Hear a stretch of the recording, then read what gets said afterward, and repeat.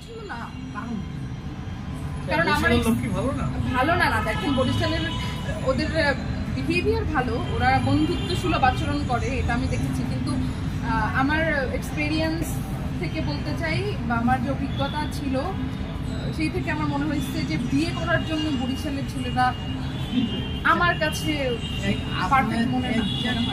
দেখেন সব জেলাতেই ভালো মন্দ আছে, তো বেসিক্যালি আমি যদি পার্সোনালি বলতে চাই, আমি বিয়ের জন্য চিটাগংয়ের ছেলে দেখব।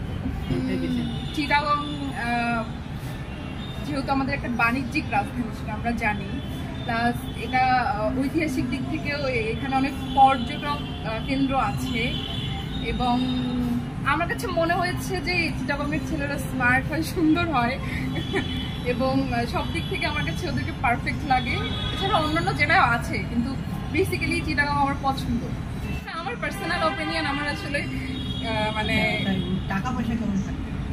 টাকা পয়সা আসলে একটা মধ্যবিত্ত পরিবার যেভাবে চলে, কারণ যেহেতু আমি নিজেও একটা মধ্যবিত্ত পরিবারের সন্তান, তো আমার কাছে খুব রিচ কিছু লাগবে এরকম না। আমি মধ্যবিত্ত হলেও চলবে, কিন্তু তার মধ্যে পার্সোনালিটি থাকতে হবে, ব্যক্তিত্ব সম্পন্ন, এবং হচ্ছে ফ্যামিলি বা তার শিক্ষাগত যোগ্যতা, এই সমস্ত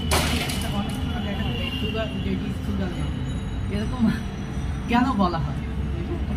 দেখেন এটা আমাদের দেশে বেছে নিচ্ছে না, এটা মেয়েরা বেশি নিচ্ছে এটা আমি মনে করি না এটা একদম সঠিক কথা। তবে হ্যাঁ, কিছু এরকম আছে, এরকম যে নেই তা না, আছে।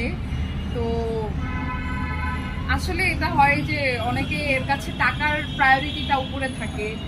যেমন ধরেন যে আমার কাছে টাকার প্রায়োরিটি চাইতো একটা মানুষের পার্সোনালিটি এবং তার শিক্ষাগত যোগ্যতা এবং দেখতে মোটামুটি হলেই হবে। কিন্তু টাকা পয়সা এগুলো যারা আসলে